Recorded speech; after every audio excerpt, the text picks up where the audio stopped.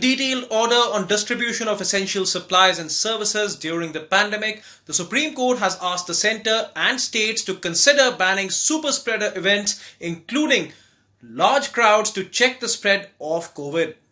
Centre has to remove all deficit of oxygen in Delhi before the midnight of the 3rd of May, while all states and centre have been asked to prepare a buffer stock of oxygen for emergency with a decentralized location to ensure supply chain continuity. Oxygen emergency stock will have to be created in 4 days and replenished on a daily basis. The court ruled that no one can be harassed for seeking or giving help on social media, warning that non-compliance with its order will lead to action against errant cops. Asking the centre to make a national policy on hospital admissions in 2 weeks and orders to states to follow it, the top court clarified that no patient should be denied hospitalization or medicines in absence of an identity proof. Centre has been asked to revisit protocols on availability of oxygen, vaccines, drugs and their pricing, and will have to take care of needs of marginalised groups before any decision to impose a national lockdown is taken.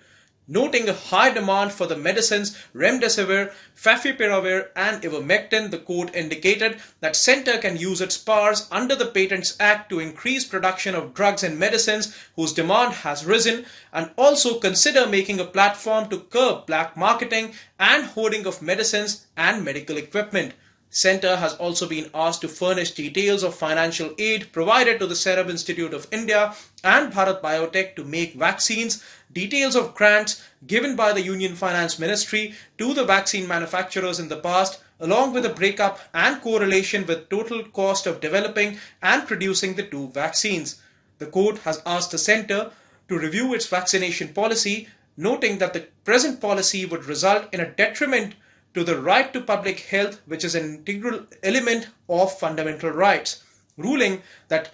marginalised groups may not have the ability to pay under the current COVID vaccine policy, which may create disparity, the court has asked the centre to explain differential pricing for states for vaccine procurement when state governments were equally servicing needs of the people.